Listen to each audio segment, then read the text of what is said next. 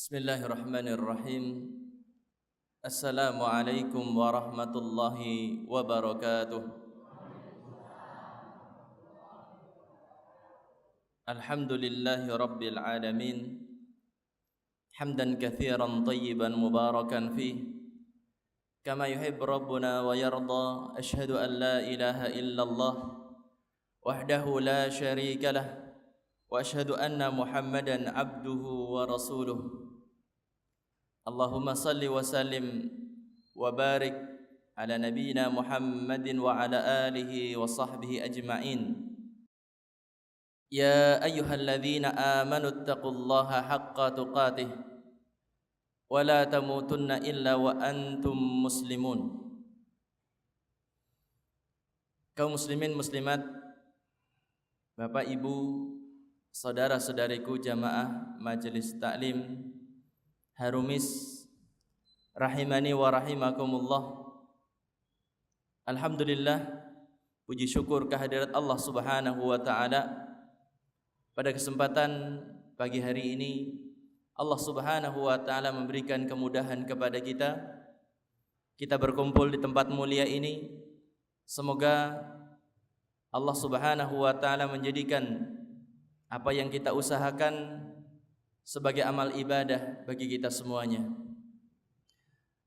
Dan semoga Allah Subhanahu wa taala berkenan menambahkan kepada kita semuanya ilmu yang bermanfaat. Amin ya rabbal alamin.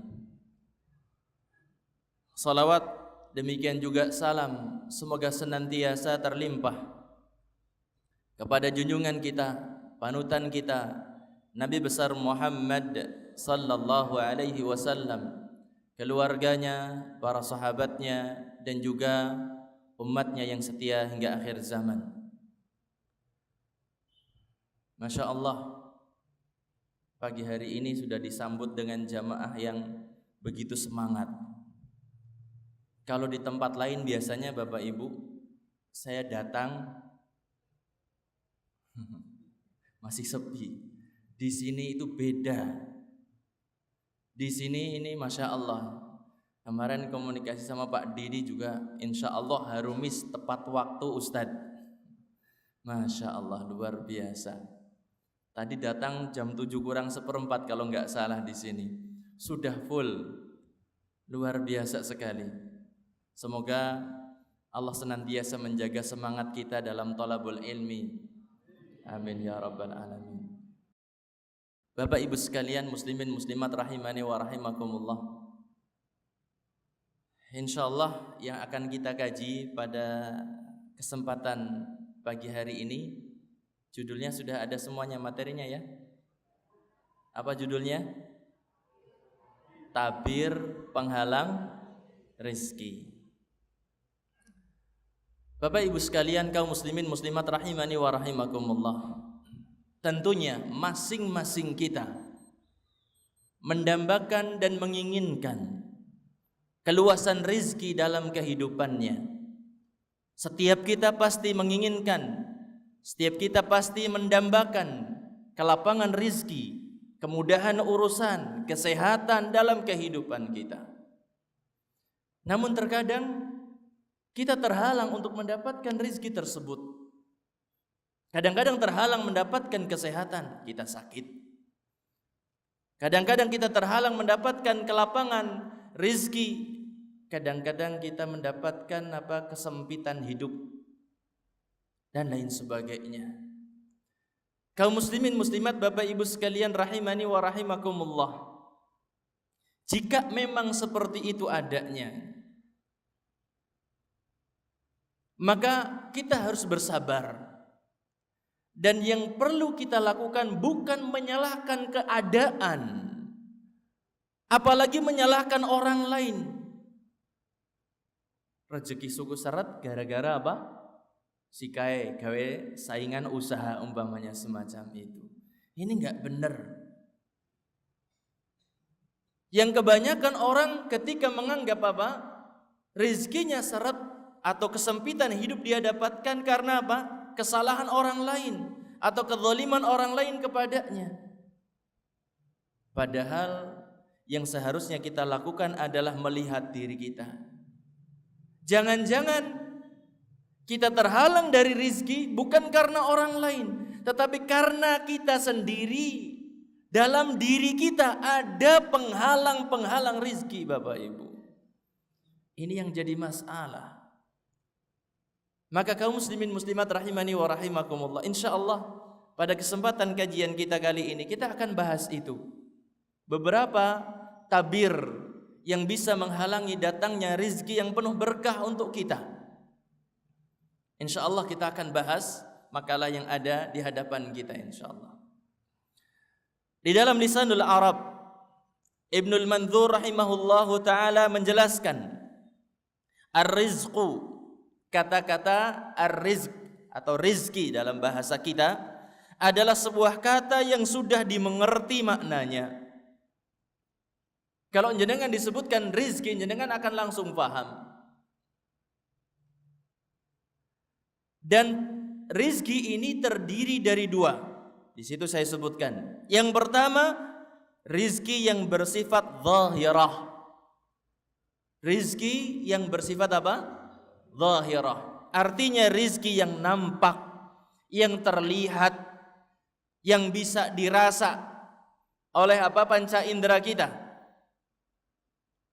Kemudian yang kedua adalah rizki yang bersifat batinah. Rizki yang bersifat batinah.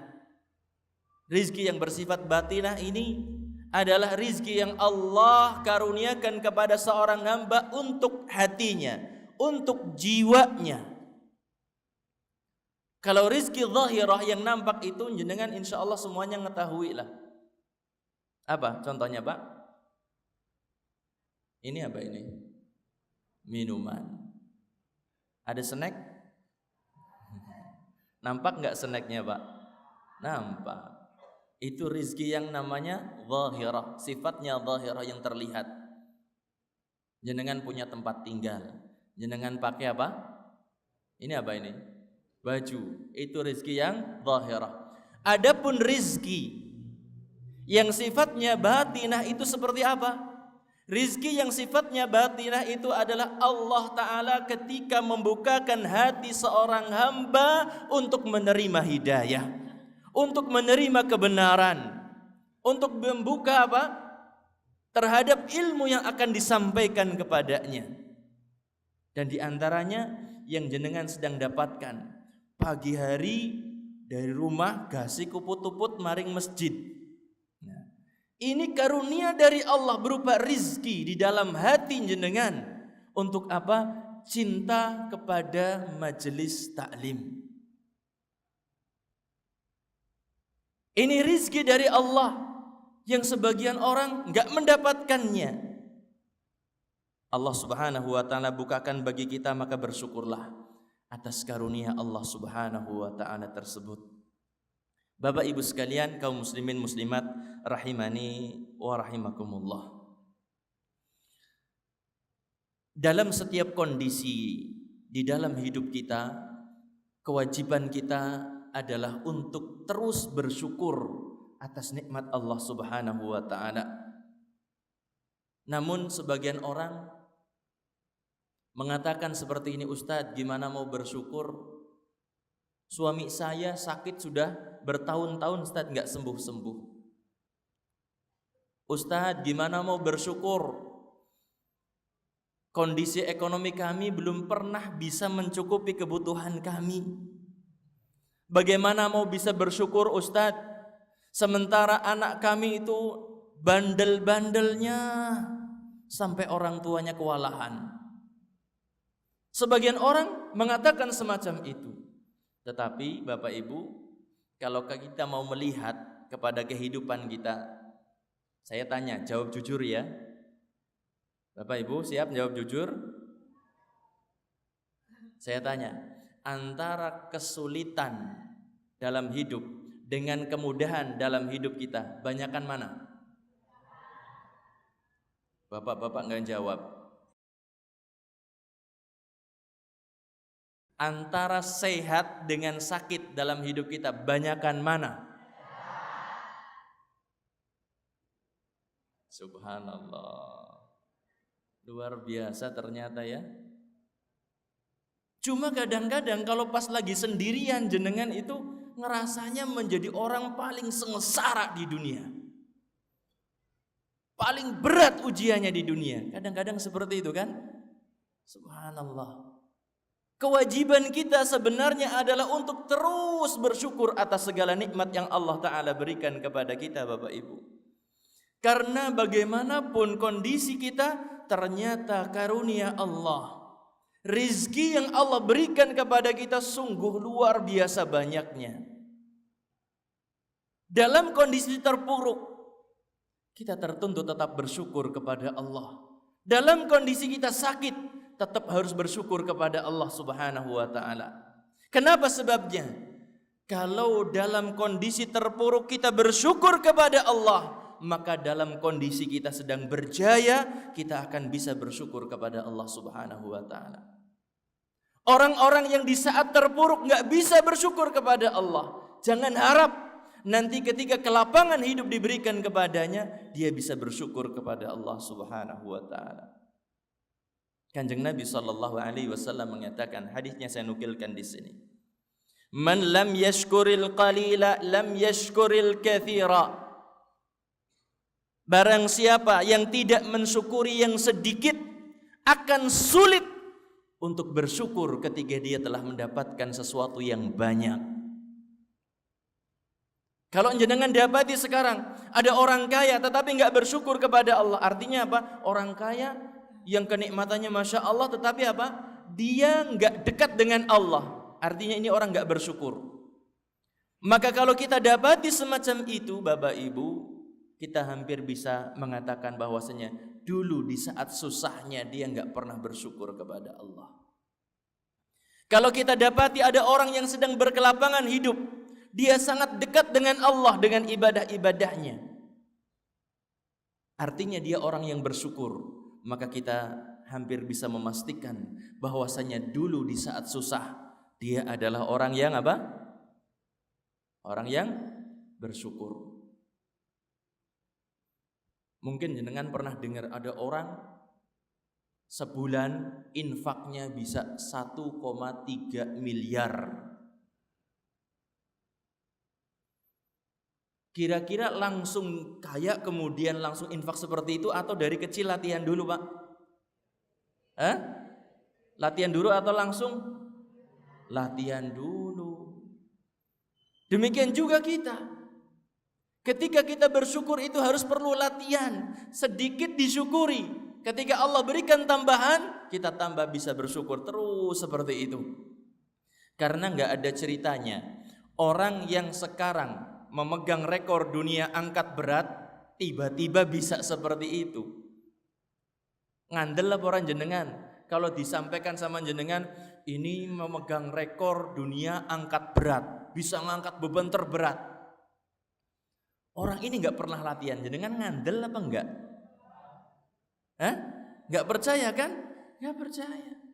Demikian juga dalam masalah syukur kepada Allah. Dalam ibadah kepada Allah, apapun ibadahnya perlu kepada latihan. Perlu sekali kepada latihan. Dalam syukur itu juga sama. Kita bersyukur dengan kondisi kita sekarang ini. Nanti ketika Allah berikan kelapangan dalam hidup kita, insya Allah kita bisa tetap bersyukur kepadanya. Saudaraku sekalian, kaum muslimin muslimat rahimani wa rahimakumullah, kita akan sebutkan sekarang perkataan Imam Ibnul Qayyim Al-Jauziyah.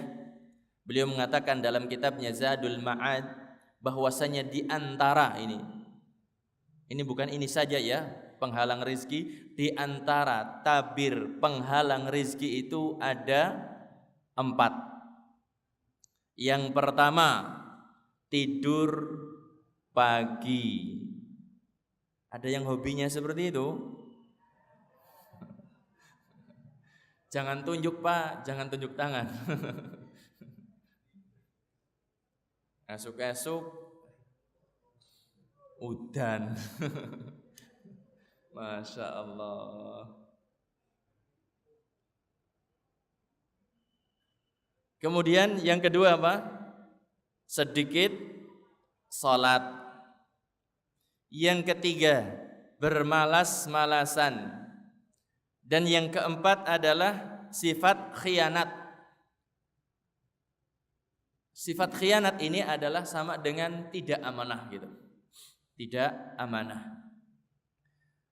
Al-Imam Ibnu Qayyim Al-Jauziyah, beliau menyebutkan 4 hal ini di antara penghalang rizki yang berkah.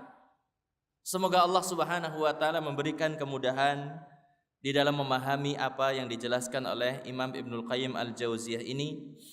Yang inilah yang jadi inti pembahasan kajian kita di kesempatan pagi ini. Penghalang yang pertama apa tadi? Tidur pagi hari. Kenapa sampai tidur di pagi hari itu sebagai penghalang rizki? Kalau orang tua dulu nyebutkan apa? Aja turu esuk-esuk ora ilok. Kenapa katanya? Rezekine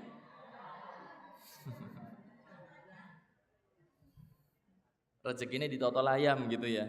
Masya Allah. Ini memang benar ungkapan orang dulu itu. Benar Pak. Ungkapan semacam ini benar. Karena Nabi Sallallahu Alaihi Wasallam meminta kepada Allah agar melimpahkan keberkahannya untuk umat Islam di pagi hari. Nabi Sallallahu Alaihi Wasallam memiliki doa khusus untuk umatnya, untuk umat Islam, agar dilimpahkan berkah di waktu pagi harinya. Nabi Sallallahu Alaihi Wasallam berdoa, Allahumma barik li ummati fi bukuriha. Ya Allah, berkahilah umatku di pagi harinya. Yang dinamakan berkah itu apa? Yang namanya berkah itu kebaikan yang sangat banyak dan tetap ada. Tidak pernah apa? Tidak pernah hilang. Ma'asyiral muslimin, Bapak Ibu sekalian rahimani wa rahimakumullah. Jadi kita berusaha menyambut pagi kita dengan berusaha semangat di dalam melakukan sesuatu yang ada jelas manfaatnya untuk dunia kita ataupun untuk akhirat kita. Nabi Sallallahu Alaihi Wasallam ketika mengatakan Allahumma barik li ummati fi bukuriha, beliau itu ngamalkan hadis ini. Nabi Sallallahu Alaihi Wasallam ketika mengirim pasukan untuk menegakkan agama Allah Subhanahu Wa Taala, beliau enggak ngutus di siang hari, di sore hari, di malam hari, tidak. Beliau Sallallahu Alaihi Wasallam mengirim pasukan, mengutus pasukan di pagi harinya. Dan Masya Allah, pertolongan Allah diberikan kepada mereka. Demikian juga sahabat yang meriwayatkan hadis ini, sahabat Sakhar Al-Ghamidi, beliau yang menyampaikan hadis ini dari Nabi, disampaikan kepada para tabi'in. Subhanallah, ternyata beliau langsung mempraktekkan juga. Beliau ngirim dagangan ke pasar di waktu pagi hari. Dan sahabat Sakhar Al-Ghamidi ini dikenal di antara sahabat yang memiliki harta yang melimpah. Kaum muslimin muslimah, Bapak Ibu sekalian rahimani wa rahimakumullah. Maka kita berusaha di pagi hari jangan sampai apa? Tidur. Yang dimaksudkan pagi hari adalah mulai waktu fajar, waktu subuh. Itu yang dinamakan dengan pagi hari. Sampai kapan? Sampai terbitnya matahari. Sehingga Al-Imam Ibnu Qayyim Al-Jauziyah beliau mengatakan, wa minal makruhi indahum, di antara perkara yang makruh dibenci oleh para ulama. Ini enggak saya nukilkan. Di antara perkara yang dibenci oleh para ulama adalah apa? An-naum baina salati subhi wa tulu'i al-syams. Di antara perkara yang makruh menurut para ulama itu adalah apa? Tidur setelah salat subuh sampai terbitnya matahari. Terbit matahari sekarang jam berapa? Jam 5 lebih berapa? 5 lebih 13, 5 seperempatan segitu. Ini perkara yang makruh menurut para ulama. Maka kita benar-benar harus berusaha. Kalau seandainya jenengan mau istirahat mungkin dalam kondisi yang tidak fit gitu ya, maka usahakan nanti terbit dulu, terbit matahari baru istirahat. Atau kalau seandainya terpaksa banget ya sudah, nggak apa-apa. Kondisinya apa? Terpaksa banget. Umpamanya jenengan habis apa? Nunggoni saudara yang sakit di rumah sakit. Malam hari ya bisa tidur tetapi apa? Ya nggak maksimal istirahatnya gitu ya, nggak bisa maksimal. Maka pagi hari kalau perlu istirahat, tidak apa-apa. Atau jenengan yang bekerja shiftnya shift malam, atau jadi apa? Satpam, maka tidak mengapa kalau memang diperlukan tidur di pagi hari. Tetapi dengan syarat ya bukan jadi apa? Kebiasaan. Jangan jadikan kebiasaan. Ada yang dokter di sini? Ada yang dokter, Pak? Bu? Wong semene akeh ora ning dadi dokter. Masya Allah. Dokternya sibuk, Ustadz. Saya pernah bertanya kepada dokter tentang tidur habis subuh. Dari sisi kesehatan gimana? Tidak bagus bagi kesehatan. Jawabannya seperti itu. Enggak tahu kalau dokter Purbalingga jawabannya sama atau beda gitu. Sama, insya Allah seperti itu. Bapak ibu sekalian, muslimin muslimat rahimani wa rahimakumullah. Yang lebih celaka lagi dari orang yang tidur di waktu subuh adalah apa? Orang yang terlewat mengerjakan salat subuh. Saya sebutkan di situ hadis dari Nabi sallallahu alaihi wasallam, beliau bersabda, "Man shalla subha fahuwa fi dhimmatillah, fala yatlubannakumullahu fi min dhimmatihi bi syai'in fayudrikahu fayakubbahu fin nari jahannam." Hadis riwayat Muslim. Nabi sallallahu alaihi wasallam bersabda, "Man shalla subh fahuwa fi dhimmatillah." Barang siapa yang salat subuh, maka dia berada dalam jaminan Allah Subhanahu wa taala. Siapa yang mengerjakan salat subuh akan mendapatkan jaminan dari Allah dunianya dan akhiratnya. Dunianya dan agamanya dijamin oleh Allah Subhanahu wa taala. Kemudian Nabi mengatakan, "Fala yatlubannakumullahu min dhimmatihi bi syai' fayudrikahu fayakubbahu finnari jahannam." Oleh karena itu, janganlah menyakiti orang yang salat subuh tanpa jalan yang benar. Ingat Pak, Bu, jangan sakiti orang yang mengerjakan salat subuh. Bukan berarti boleh menyakiti yang lainnya gitu. Janganlah menyakiti orang yang mengerjakan salat subuh. Kemudian apa? Kata Nabi SAW, maka jika tidak, Allah akan menyiksanya dan menelungkupkannya dan memasukkannya ke dalam apa? Neraka Jahannam. Na'udzubillah. Ini jaminan dari Allah yang disampaikan oleh Nabi SAW untuk siapa? Untuk orang-orang yang mengerjakan salat apa? Subuh. Begitu besar yang Allah Subhanahu wa taala berikan untuk apa? Orang-orang yang mengerjakan salat subuh. Jaminan yang sangat besar dari Allah Subhanahu wa taala. Bahkan orang-orang yang merasa berat mengerjakan salat subuh itu, kata Nabi sallallahu alaihi wasallam, termasuk tanda orang munafik. Laisa salatun athqal 'alal munafiqin min salatil isya wa salatil fajr. Tidak ada salat yang lebih berat bagi siapa? Orang-orang munafik.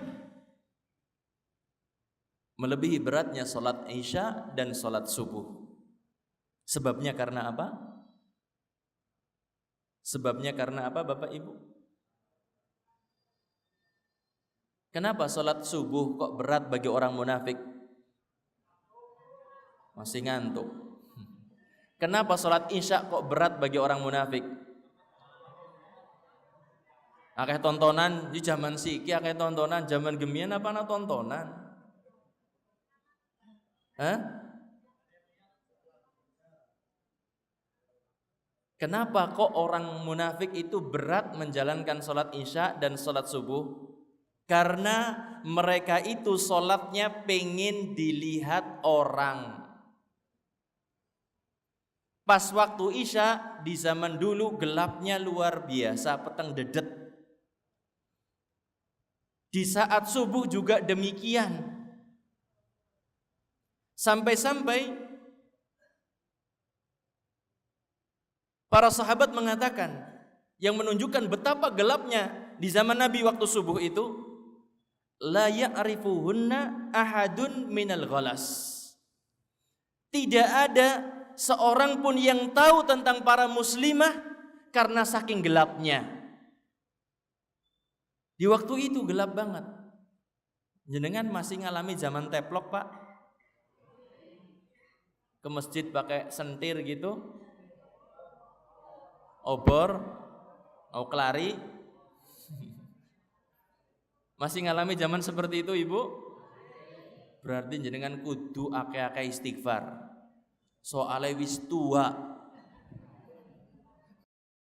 Ngalami zaman seperti itu kan berarti jenengan wis tua, kudu akeh istighfar. Subhanallah. Di zaman itu saja bagaimana kita dapati ke masjid kita nggak tahu, gelap-gelap gitu ya. Dan orang munafik itu pengen dilihat salatnya. Idza qamu ila salati qamu kusala yura'unan nas. Ketika mereka berdiri untuk salat, mereka malas-malesan, pengen dilihat orang. Datang ke masjid pengen disaksikan, oh ini Islam, gitu. Kira-kira Bapak Ibu, kalau di zaman kita sekarang ini kan sudah terang benderang, isya terang benderang, subuh terang benderang. Kalau orang munafik zaman Nabi dihidupkan zaman kita, kira-kira ke masjid enggak? Kira-kira ke masjid enggak? Makanya kira-kira, Pak. Belum tentu iya, benar, makanya enggak bisa memastikan. Kemungkinan ke masjid apa tidak? Kok tidak sih? Kok kemungkinannya tidak, gimana?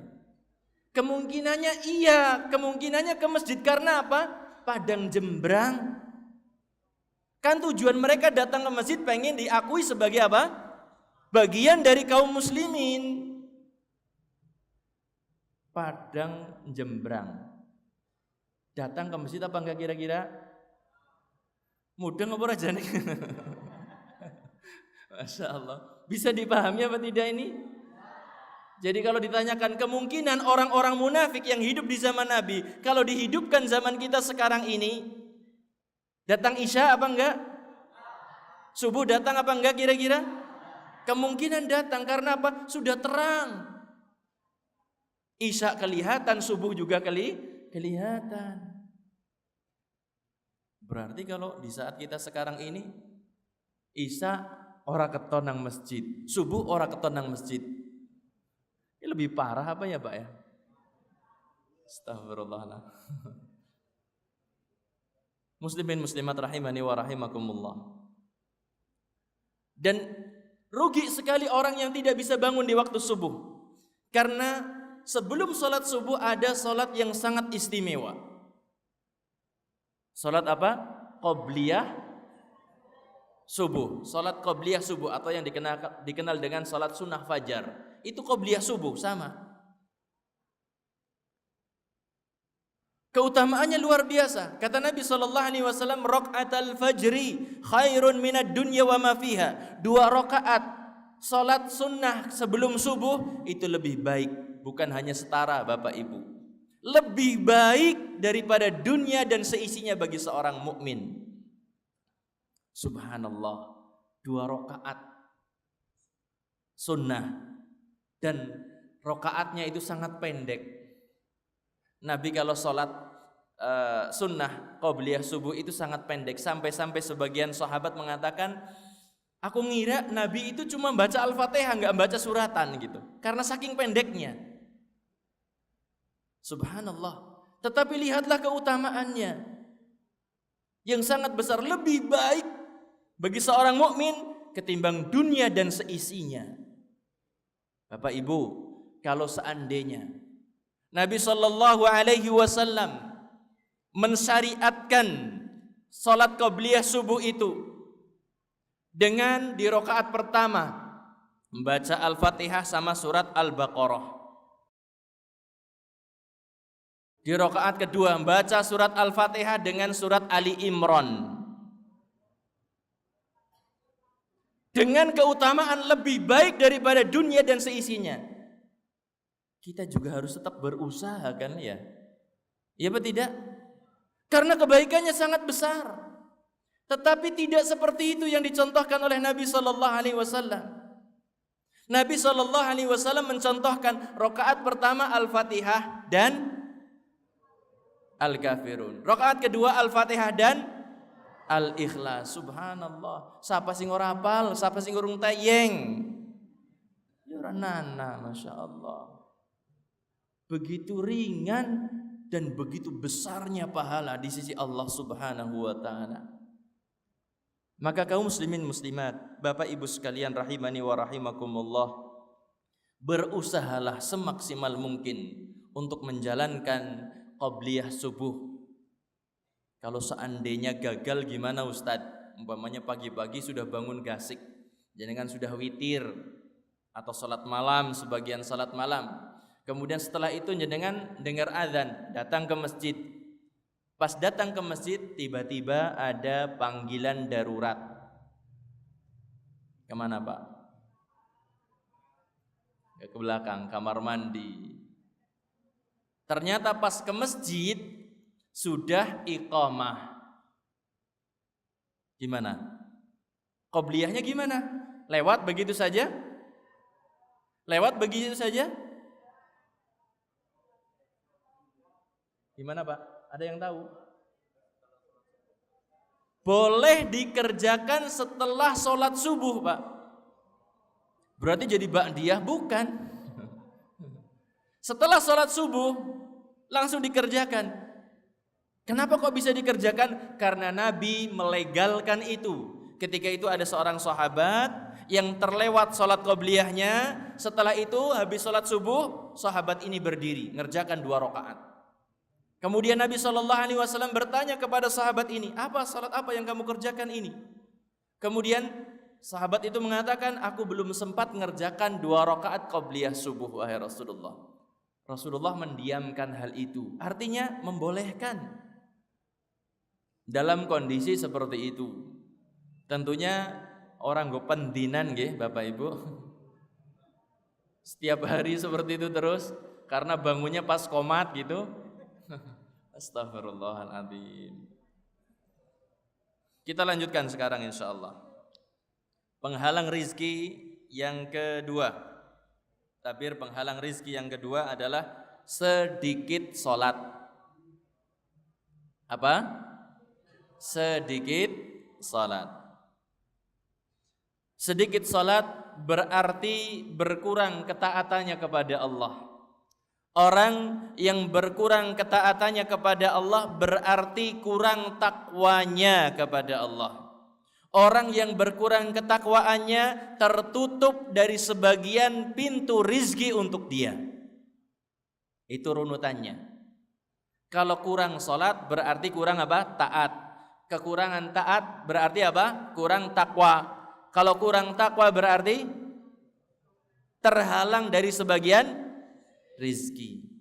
Karena yang namanya ketakwaan ini adalah merupakan sesuatu yang sangat erat sekali kaitannya dengan rizki. Kalau mungkin ada orang mengatakan, Ustadz dening tanggaku ora salat sugih temen ya.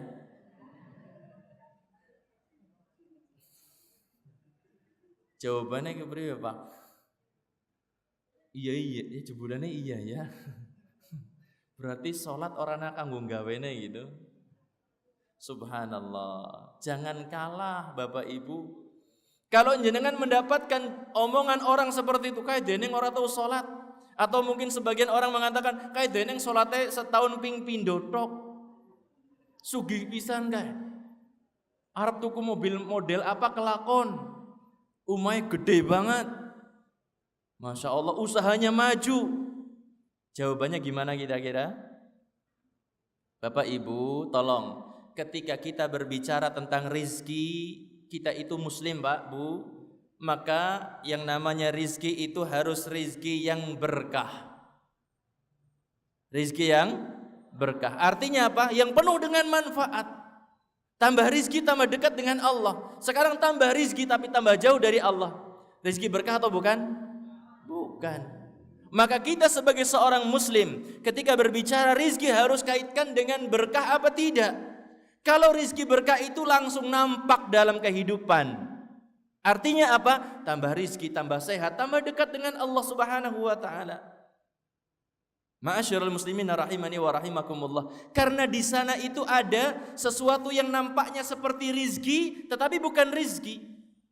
Nampaknya seperti nikmat tetapi bukan nikmat. Apa itu? Istidraj namanya. Istidraj itu apa? Ada yang tahu bahasa Jawanya? Dilulu atau dijonjon. Gitu ya. Bahasanya mungkin seperti itu. Kalau boleh kita katakan istidraj itu adalah azab yang sangat berat dari Allah berbungkus dengan nikmat. Azab yang sangat berat besar dari Allah, yang berat dari Allah berbungkusnya nikmat. Dari luar seperti apa? Kenikmatan, harta melimpah ruah, kedudukan tinggi. Kemudian apa lagi? Kesehatan. Masya Allah. Kesenangan-kesenangan dunia dia dapatkan, tetapi dia itu terus bermaksiat kepada Allah. Kanjeng Nabi mengatakan tentang penilaian istidraj itu, idza ra'aitallaha yu'til 'abda minad dunya ma yuhib wa huwa muqimun 'ala ma'asihi fa innama dzalika minhu istidrajun.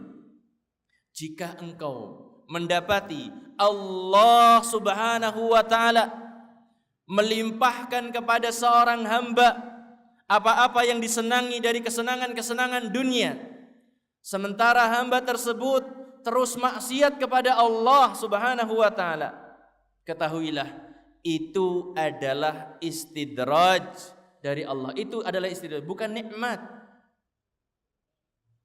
Sudah paham ini? Untuk menilai istidraj sudah paham?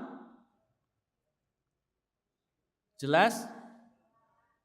Orang yang kenikmatannya luar biasa tetapi terus maksiat. Tapi jangan sampai untuk komentari orang ya Pak. Ketika dengar, Pak, kancane jenengan SMA disit kayak sugih banget. Padahal gemen pas sekolah rata tayang-tayang ya diajarin jenengan kendo banget gitu. Sugih banget siki. Umay gede banget. Mobilnya jangan Masya Allah, mobil mewah tuh kune temenan. Anak-anaknya juga jadi wong kabeh gitu. Hah? Jenengan jangan komentarnya sinis, lanu paling istidraj. Jangan komentar seperti itu. Patokan yang semacam ini harusnya untuk menilai siapa? Diri kita dulu. Patokan semacam ini ketika kita tahu kenikmatan Allah yang diberikan kepada kita, ini sudah membawa kita lebih baik ataukah belum? Jangan-jangan kesehatan yang kita miliki istidraj dari Allah. Harta yang kita dapatkan istidraj dari Allah. Keluarga yang kita miliki istidraj dari Allah Subhanahu wa ta'ala. Pertama kali untuk nilai kita. Jangan kalau untuk menghukumi orang kayaknya pinter banget Masya Allah.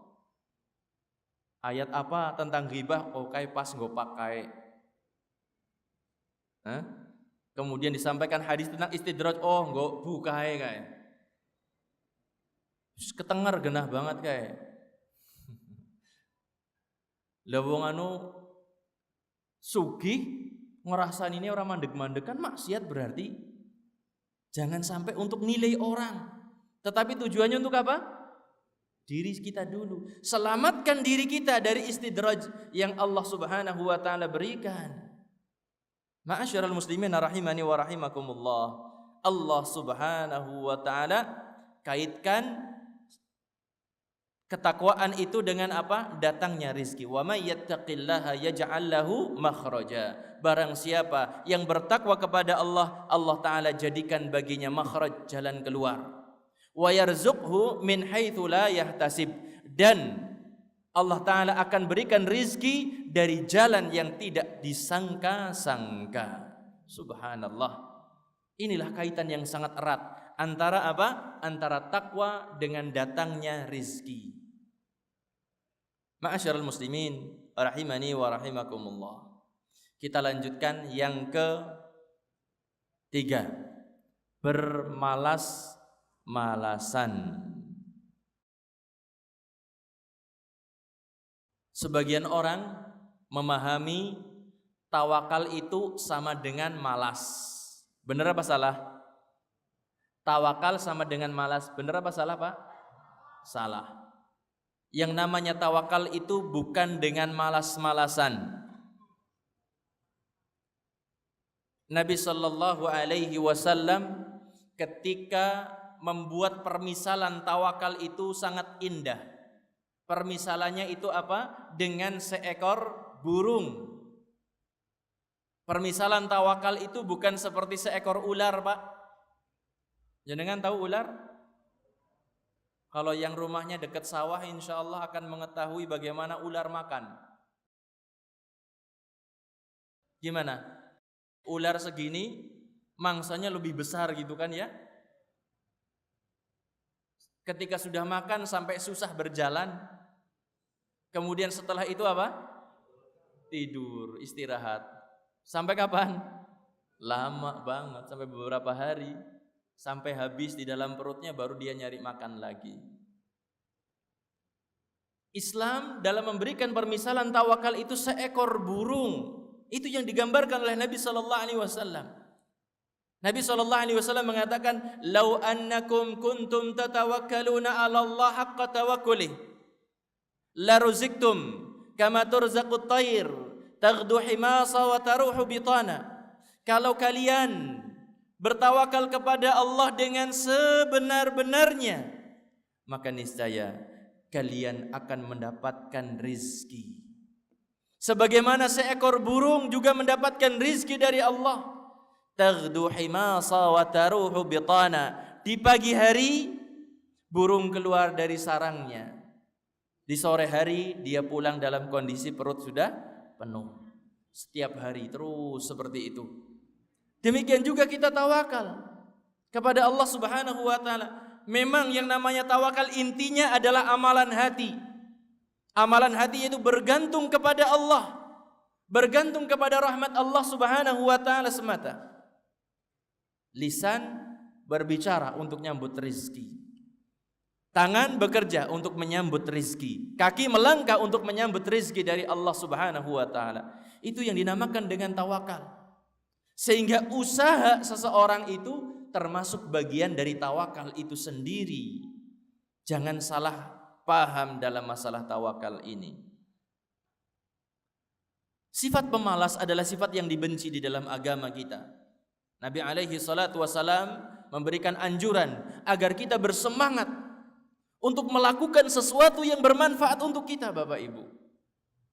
Ihris ala ma yanfa'uk wasta'in billah wala ta'jaz.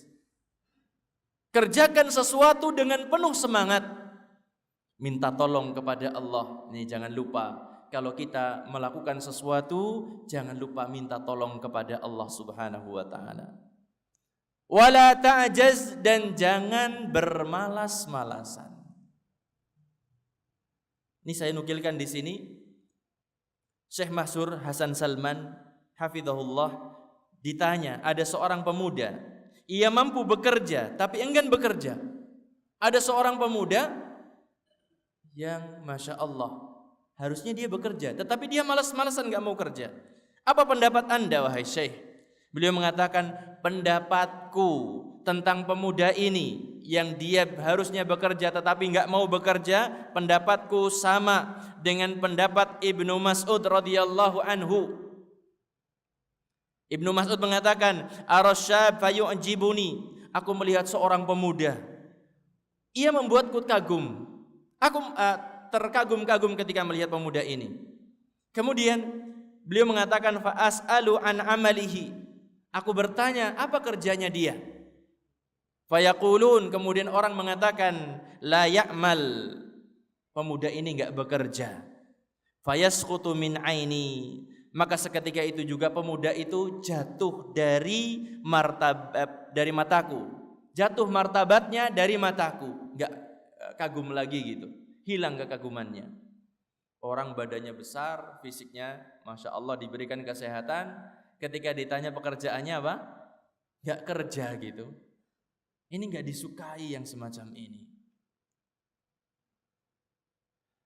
Dan Nabi SAW beliau mengatakan inna atyaba kasbir rajuli min yadih. Sesungguhnya sebaik-baik pendapatan seorang itu adalah dari usaha jerih payahnya sendiri. Dan Nabi SAW memuji tangan yang kasar. Tangan yang kasar karena banyak bekerja itu dipuji. Bukan berarti kalau yang banyak kerja tapi tangannya enggak kasar, enggak dipuji ya. Ini pujiannya bukan kepada tangannya saja, tetapi apa karena apa? Pekerjaannya atau dia semangat dalam bekerja.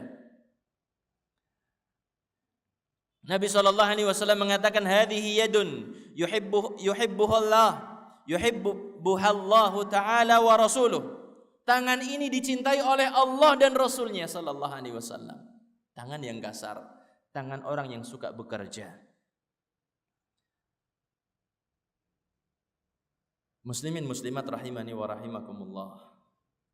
Ini adalah yang keberapa tadi? Yang ketiga. Yang pertama tadi apa? Tidur pagi hari. Yang kedua? Sedikit salat. Yang ketiga? Bermalas-malasan. Sekarang kita lanjutkan yang keempat, yang terakhir. Tidak amanah. Tidak amanah. Artinya orangnya itu suka berkhianat. Allah Subhanahu wa taala memerintahkan kita untuk apa? Untuk menunaikan amanat yang telah dibebankan kepada kita. Allah Subhanahu wa taala berfirman dalam surat An-Nisa ayat yang ke-58. Innallaha ya'murukum an tu'addul amanati ila ahliha. Sesungguhnya Allah Subhanahu wa taala memerintahkan kalian untuk menyampaikan amanat kepada orang yang berhak menerimanya. Allah memerintahkan kalian, wahai umat manusia, untuk menunaikan amanah kepada siapa? Yang berhak menerimanya. Nabi SAW juga mengatakan, Addil amanata ila man i'tamanaka. Tunaikan amanah kepada orang yang telah memberikannya kepadamu. Saudaraku, kaum muslimin muslimat rahimani wa rahimakumullah. Di antara amanah yang ada di tanggungan kita adalah pekerjaan kita. Amanah pekerjaan. Jenengan bekerja pada instansi atau pada lembaga atau pada perusahaan atau pada orang perorangan gitu ya. Jenengan kan diminta masuknya jam sekian, istirahatnya jam sekian, istirahatnya sekian menit, pulangnya jam sekian, sudah ditentukan atau belum? Ada enggak tempat kerja lah sekarepe mangkate? Ada enggak seperti itu? Enggak ada ceritanya lah. Perusahaan apa? Kok sampai mengatakan sama anak buahnya, kerjanya gimana bos? Terserah kamu. Next sempat ya berangkat. Kan nggak bakal ada seperti itulah. Setiap tempat pekerjaan pasti ada apa? Ada waktunya. Ini amanah kita. Jenengan bekerja pada instansi pemerintah, pasti ada waktu masuknya, jam 7 kebanyakannya.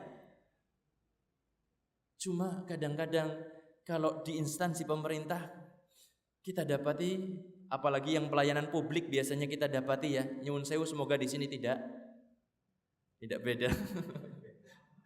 Kalau ke rumah sakit yang saya dapati itu, rumah sakit pemerintah atau puskesmas gitu, kadang-kadang jamnya sudah tertulis di situ, jam 8 sampai jam 2 apa jam 1 gitu ya. ternyata nanti datangnya jam berapa nggak tahu gitu. Astagfirullahaladzim. Nggak seperti ini seorang mukmin, Bapak Ibu. Meskipun seandainya mungkin mengatakan, Ustadz kalau mangkat gasik dewekan gitu nanti, teman-teman nggak ada yang datang, sudah berangkat karena apa? Ini tuntutannya harus ditunaikan, amanah dari Allah melalui lembaga itu buat jenengan. Jangan alasan rumah saya kan jauh Ustadz dari kantor, ya saya siapa pekerjaan itu diterima sama jenengan gitu kan? Jenengan sudah mengiyakan, ini jenengan diterima kerja seperti ini, mau enggak? Iya, ya sudah, berarti harus ditunaikan amanah tersebut. Subhanallah, mukmin enggak berkhianat. Istirahat jam sekian sampai jam sekian. Fasilitas kantor yang memang untuk kebutuhan kerja, jangan untuk pelarakan dewek. Contohnya apa? Telepon kantor, mobil dinas, internet kantor. Disediakan untuk apa? Untuk menunjang kinerja. Bukan untuk apa? Malah nang kantor pada cengar-cengir dewek-dewek. Nyekel HP pada cengar-cengir dewek-dewek. Astaghfirullahaladzim. Itu yang kita dapati. Subhanallah, bukan seperti itu. Di antara amanah yang harus kita jaga, yang harus kita tunaikan adalah apa? Jenengan ngerental mobil Bapak Ibu, itu amanah. Bukan untuk disia-siakan. Nek kanggo mobil dhewe karena jeglongan dirim set. Nek kanggo mobil rental sikat bae. Subhanallah. Lah anu mobil wong liya iki, subhanallah wis bayar. Ini amanah. Yang lainnya lagi apa contoh amanah? Kontrakan. Jenengan yang ngontrak rumah, jaga rumah tersebut seperti jenengan jaga rumah jenengan. Mentang-mentang rumah kontrakan, anaknya jenengan ora-toret temboke jurna baik. Nek sing ngecat dheweke ngrasa, ih bocah kok angel temen. Subhanallah, jangan seperti itu Pak. Ini amanah. Kalau seandainya pun jenengan membolehkan anak jenengan orat-orat tembok, nanti ketika mau penyerahan dikembalikan, jenengan sudah nggak ngontrak di situ lagi, dicat dulu. Itu nang mana amanah Pak? Amanah seperti itu, mengembalikan sesuatu sebagaimana ketika dititipkan gitu. Jadi amanah orang lain kepada kita. Saudaraku sekalian rahimani wa rahimakumullah. Di antara amanah yang lainnya lagi adalah apa? Yang saya sebutkan di sini hadisnya, yaitu utang. Utang yang kita miliki itu adalah harus kita tunaikan. Harus kita lunasi. Karena kalau enggak dilunasi di dunia, dipaksa dilunasi nanti pada akhirat. Subhanallah. Melunasi pakai apa di akhirat Bapak Ibu? Pakai amal ibadah. Tolong disimak bersama hadisnya di bawah, hadis yang paling bawah sendiri. Nabi SAW bersabda, "Man mata wa alaihi dinarun aw dirham qudiya min hasanatihi yaumal qiyamah laisa thamma dinarun wala dirham." Kata Nabi SAW, barang siapa yang mati, dia masih punya utang 1 dinar. 1 dinar itu enggak banyak, 4,25 gram emas. Itu 1 dinar. Berapa berarti ini? 4,25 gram. Hitungannya berapa? Ada sampai 5 juta? 2 jutaan. Subhanallah. Kata Kanjeng Nabi, siapa yang mati masih punya utang sekitar 2 jutaan sekian gitu ya, maka nanti akan dilunasi hutang tersebut dari apa? Min hasanatihi, dari pahala dia. Karena di akhirat laisa thamma dinarun wala dirham. Di akhirat itu tidak ada dinar, tidak pula apa? Dirham. Maka kita benar-benar harus waspada. Ketika kita punya utang, mohonlah kepada Allah agar segera dimudahkan untuk pelunasan. Kalau sudah ada untuk pelunasan, maka jangan ditunda-tunda. Sebagian orang kan punya alasan aja kalau untuk melunasi utang. Lah nurung ditagih, berarti kanannya kan urung butuh gitu. Gak boleh seperti itu Bapak Ibu. Kalau jenengan minjam utang, itu kan minjam uang, itu kan sudah harus apa? Ada ketentuannya kan, harusnya di dalam Islam itu dicatat. Kemudian apa? Jatuh temponya kapan? Harus ada seperti itu. Meskipun dengan tetangga, meskipun dengan saudara sendiri, ditulis. Itu yang diperintahkan oleh Allah Subhanahu wa taala. Ditulis, kemudian jatuh temponya kapan. Kalau sudah jatuh tempo dan jenengan megang untuk pelunasan, segera lunasi. Jangan ditunda-tunda karena menunda pelunasan hutang padahal dia mampu, itu termasuk kezaliman. Matalul ghani zulmun, kata Nabi. Orang yang sudah mampu melunasi tetapi dia nunda-nunda, itu bentuk di antara bentuk kezaliman. Subhanallah. Maka kita harus hati-hati. Hati-hati dalam masalah utang ini. Segera lunasi. Jangan sampai malah sholatnya jenengan dikorbankan. Untuk apa? Nyaur utang. Subhanallah. Bapak Ibu sekalian rahimani wa rahimakumullah, semoga Allah Subhanahu wa taala berkenan untuk melimpahkan kepada kita semuanya kemudahan-kemudahannya, sehingga kita bisa mengamalkan apa yang telah kita kaji, memahami apa yang kita telah kaji pada kesempatan kajian kita pagi hari ini. Terima kasih atas perhatiannya, kurang lebihnya mohon maaf. Yang benar semata-mata dari Allah, kekurangan, kesalahan dari diri saya pribadi. Semoga Allah Subhanahu wa taala senantiasa menjaga kita semuanya di atas hidayah hingga akhir hayat kita nantinya. Amin ya rabbal alamin. Kita akhiri majelis kita dengan kafaratul majlis. Subhanakallahumma wa bihamdika asyhadu an la ilaha illa anta astaghfiruka wa atubu ilaik.